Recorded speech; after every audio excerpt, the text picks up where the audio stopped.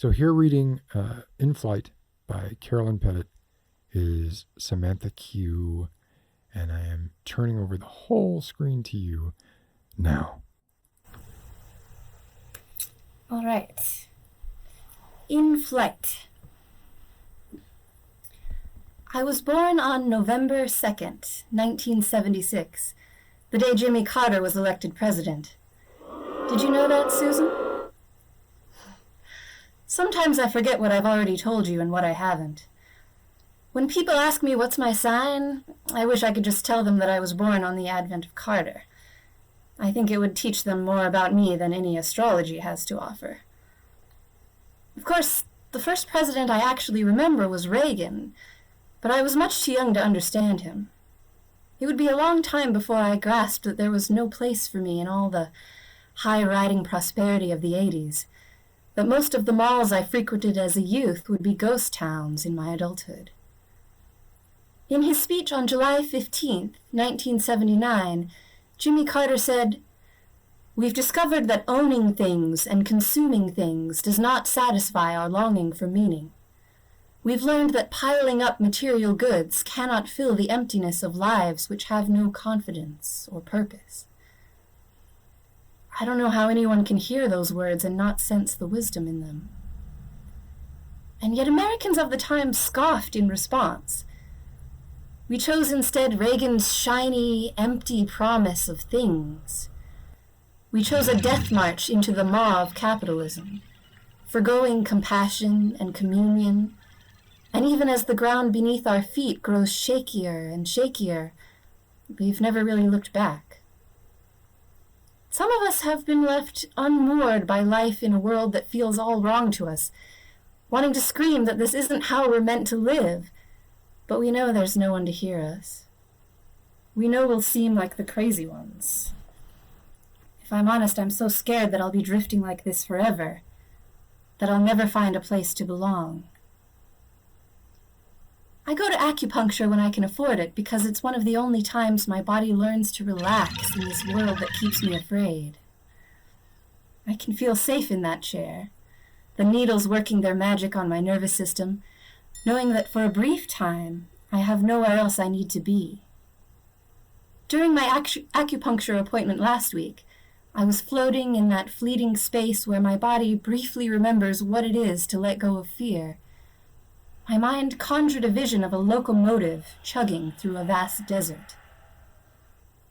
I glimpsed it from high above, as if I was flying in one of those biplanes you see in period dramas like Out of Africa and The English Patient.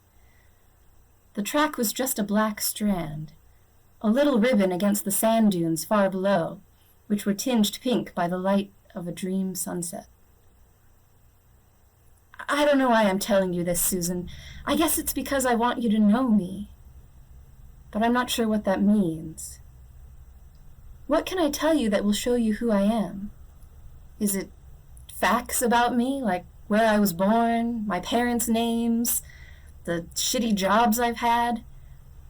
Is it my political convictions, my memories, the images that stay with me upon waking on those rare occasions when I dream? Sometimes when I'm on a plane and I can see the patchwork quilt of farmland far below, the scattered small towns, I feel like it's not too late for us. For you and me, I mean, but also for us as a country. Looking down on America from that remove, you can really see what capitalism has done to us. You can see the potential that still exists for us to choose another way of living, another notion of what it means to be a country. But I always lose that feeling again upon landing, when I'm forced to see who we are up close. My anxiety drives me to do strange things, sometimes in a search for feelings of safety. Lately I've become obsessed with this one YouTube channel that produces detailed recreations of plane crashes. It's probably not good for me, but I keep on watching them. Maybe it's the psychological equivalent for me of how some people cut themselves just to feel something. I won't deny that my constant loneliness and fear induces a kind of numbness sometimes that the beauty of everyday life cannot always penetrate. But imagining the terror passengers must feel once it's clear that they're doomed to slam into the earth at hundreds of miles an hour, maybe it shakes me up a little bit, pierces the fog, makes me grateful to still be alive, even in this life that's so bereft of the things that make life worth living. Maybe it's a twisted kind of reminder that good things can still happen for me. At any moment, for reasons we can't control or predict, things could go well for any of us or go very, very wrong. Life's a hell of a lottery. Everything in the videos is tinged with the kind of tragic inevitability afforded by history. We know that airliner will plunge into the Atlantic. We know those two planes will collide over Cerritos in spite of the vastness of the empty sky around them. It has always happened this way. There is no other way this ends. And some of us are marked for such a fate as well. We just don't know it yet. And as long as we don't know it, we can still hope for that one day things in our lives will get better. There's a meticulous, painstaking quality to the videos. Each moment is given its due.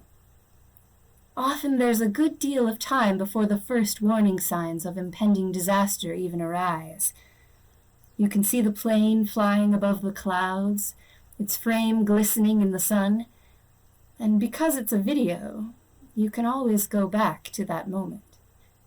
You can live in it, hovering right there, in that time when it still seemed that life stretched before the passengers in all its possibility. There are so many moments in my life I wish I could go back to, dwell in.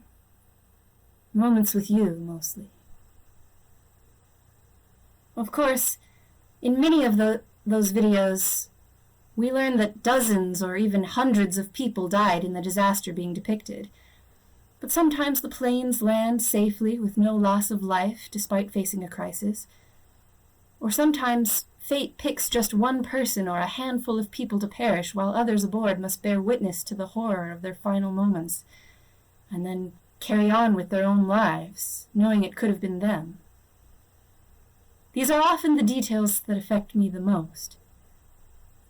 For instance, in April of 1988, a large section of the fuselage of an Aloha Airlines jet was torn off in mid-flight.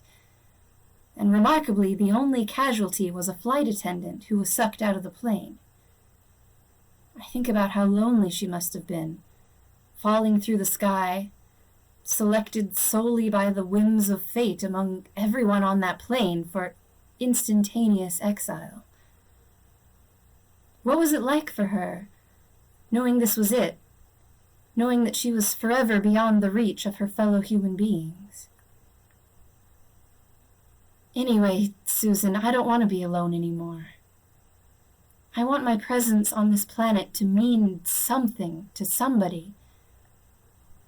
So I'm coming to see you, and to see Boston, the city you now call home. Maybe it's not too late for us to get back what we had, or better yet, to create something new. Maybe being in Boston, of all cities, where the past of this country is on such grand display, I'll see some reason to hope for my own future in it. I board my plane at SFO, and prior to takeoff, I do my mindful breathing exercises, trying to stay calm, stay rooted in my body.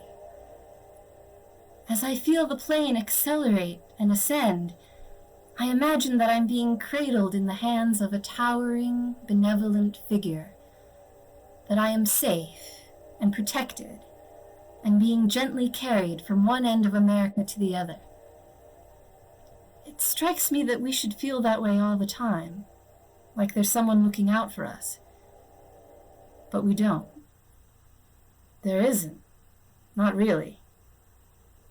It's nice to pretend sometimes, though. I keep up the visualization for some time, maybe 40 minutes, maybe an hour and a half. But eventually I have to open my eyes, get up, make my way toward the front of the plane, the atmosphere feeling hushed like a library as many passengers have their nose in books or lost in laptop screens. How liminal, how surreal it is to be among others at a cruising altitude of 35,000 feet. And then there's a shudder and a scream of metal and a terrible roaring of air, and all I know is that one instant I'm there, my feet firmly planted in the airplane's aisle, my fellow passengers crowded around me in neat groups of 3 on each side, and the next instant they're already hundreds of feet away, and more every moment, the plane's shimmering frame receding in a jittery fast forward, and I'm flipping and tumbling, and far below me the world seems to twirl like a kaleidoscope, and the vastness of the sky is terrible in the way it makes me feel insignificant. And the plane which I was a part of only seconds ago is now a receding speck, and now it's gone, and I'm back to being truly alone, and there is no benevolent being or social safety net that can help me. I'm out of reach and falling fast over squares of American farmland which are rapidly getting bigger, and I start to see some railroad tracks weaving through whatever part of Utah or Wyoming or Nebraska is rushing up to meet me, and I see or think I see a passenger train, and though I'm far too disoriented to know which way is which, I fancy it's heading east towards you, and I imagine myself skydiving with intention right towards it, and landing safely atop it, and taking in the scenery of this majestic and rotten country as it carries me ever closer to you. And I imagine the weeks and months and years unfolding ahead of us, filled with poignant purple sunsets and backyard barbecues and bottles of wine and triumphs and failures, and the two of us doing our best to love each other. But of course this will never really happen. It's a fantasy of life lived in the blink of an eye, but I want it. I want it so much. I want to dwell in the months and years and decades to come with you. I want to linger on a weekend morning. I want to call you home. But I can't. I can't ever do that. And the weight of decades worth of unspoken words rattles in my ribcage like a million Scrabble tiles as I twist and twirl and plunge. I can't send you these words, but I hope at least I can send you this love. I hope that when my body cracks open against the earth, the love hisses out like steam and flies to you, its true home, and that you feel it there with you on hard days in this ruthless world. Maybe then I'll have contributed something of value to life on this planet after all. I thought I had time. I thought I had so much more time, but it's almost gone, and the dots are turning into moving cars and grain silos and churches, and all the sights of people living their lives together with their feet firmly planted on the earth, and I'll never know what that's like again. And I hope it's quick. And I hope I don't feel it. And my brain is like a radio screaming static as it tries to pick up a station, and I can't even comprehend the speed which the world is rising, and here it comes, and oh God, at any moment, now,